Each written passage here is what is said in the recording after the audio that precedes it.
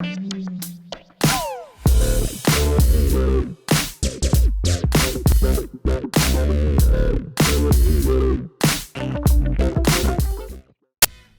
guys, I'm Chris. And I'm Andrew. And here's what's new. We're finally back to our old original format of what's new. And we were so glad to have you back at Oasis tonight. It was a great night. It was good to have Titus back, wasn't it? We have been talking about our upcoming summer trip. So listen closely. If you are currently in 6th grade or 7th grade, that means you will go to junior high camp with us. I'd give it a solid 4 stars. We go out to Tanglewood. We rent out the camp for ourselves. There's all kinds of cool stuff like a lake, a pool, basketball courts. A lake. The Tyler Murphy Band will be there leading worship for us. You just need to get a card that looks like this. They're at the information station, which is right here behind us. Grab one of those, give it to your parents. If you are in 8th grade or older, because 8th graders, by this summer, you will have moved into our high school ministry. We have an awesome trip called CIY Move. It's probably my favorite thing that we do all year. I'd give that a solid 9 stars. We go to Laterno University. There's all kinds of cool stuff. Great speaking, great band. We have a ton of fun and grow together as a group, and it's something that we want all of our high schoolers to be part of, but here's the catch. We only have a limited number of spots available, and once they're full, they're full. Last year, we actually had to close registration a month before the trip. That bus was all crowded. Our spots were taken. So the only way to get your spot is to go online, register, and at least pay your $50 deposit. So grab one of these forms at the information station. It's got everything your parents need to know how to get you registered, and we hope to see you this summer at CIY Move. I feel like it's finally time to let them in on what we've been working on for the past several weeks. I think it's time. Do you agree? I concur. We needed to make sure that we had all our information correct first, but now I think that this is elevated to the point where it's time to let them in on it. Not too long ago, Andrew and I received a letter sent to us addressed just from an anonymous junior high student. So here's what it says. Dear Chris and Andrew, I was at junior high camp with you 2 years ago, and of all the people I met there, Gabe the Unicorn was my favorite. I followed him on Instagram and loved having the insight into his life. And obviously, his death devastated me.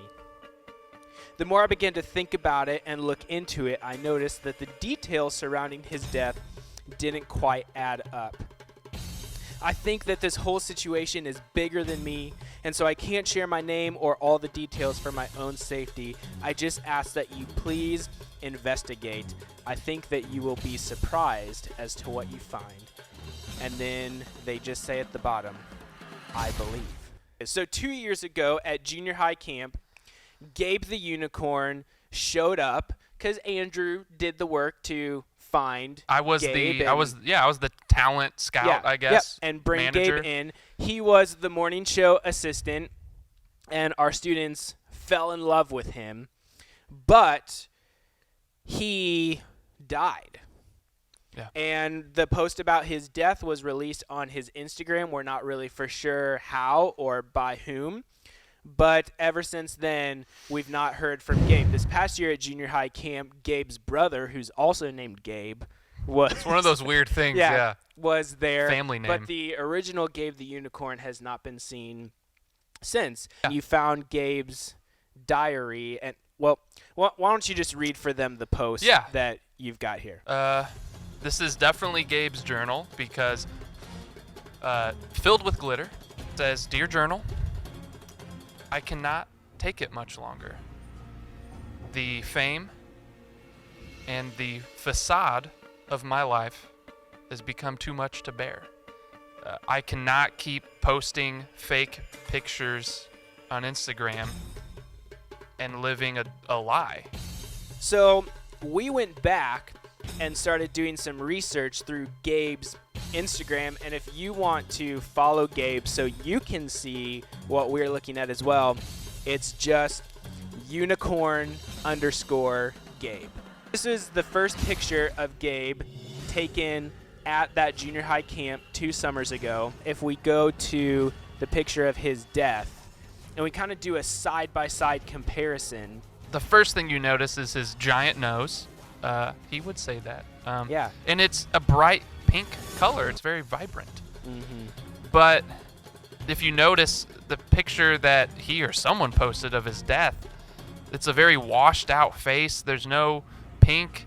The hair's spikier and more kept and maintained. Mm-hmm. Also, just from personal knowledge, I know Gabe would never wear a jacket like this. He was a believer in multiple strands of cloth in his fabric and mostly wore polyester. So we started thinking that this picture of Gabe at his death maybe isn't actually Gabe. And maybe Gabe is still alive somewhere. And we know that Gabe did always desire one day to live in the woods again, like his ancestors. We've decided that the only way to settle this once and for all is Andrew and I are going on the search for Gabe.